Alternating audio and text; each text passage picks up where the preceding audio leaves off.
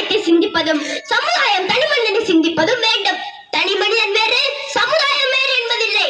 ஒவ்வொரு குடிமகனும் தன்னை வளர்த்துக் கொள்வதுடன் சமுதாய வளர்ச்சிக்கு பாடுபட வேண்டும்.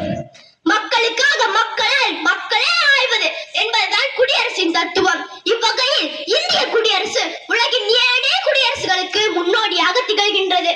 ஒவ்வொரு ஆண்டும் நடைபெறுகின்ற இந்திய குடியரசு தின விழாவில் முப்படைகளில் நாட்டிற்கு சேவை புரிந்த உயிர்நீத்த வீரர் மற்றும் வீராங்கனைகளுக்கும் நாட்டிற்கு சிறப்பான சேவை புரிந்த காவல்துறையினருக்கும் மற்றும் போற்றத்தக்க வீர தீர சேவைகளை புரிந்த நாட்டின் குடிமகன்களுக்கும் குடியரசுத் தலைவர் விருதுகளை வழங்கி அவர்களை கௌரவப்படுத்துகிறார். இமயத்தின் வட எல்லை, குமரியின் தென் எல்லை, வீட்டுக்கு ஒரு பிள்ளை, அடிமைகள் இனி இல்லை. எங்கள் நாடு பொன்னாடு, எந்நாளும் எம்மோடு. கொள்ளை செய்வோரை படி செய்வோம் கூண்டோடு.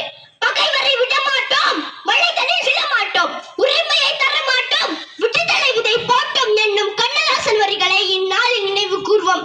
சாதி மத வேறுபாடு ஒழித்து குடியரசு தாயின் பாதம் அணிந்து ஒற்றுமையில் நீ உயர்ந்து தேசிய கொடியை நீ உயர்த்து பாரத தாயை நேசிப்போம். சுதந்திர காற்றை சுவாசிப்போம். தியாகிகள் வரலாற்றை வாசிப்போம்.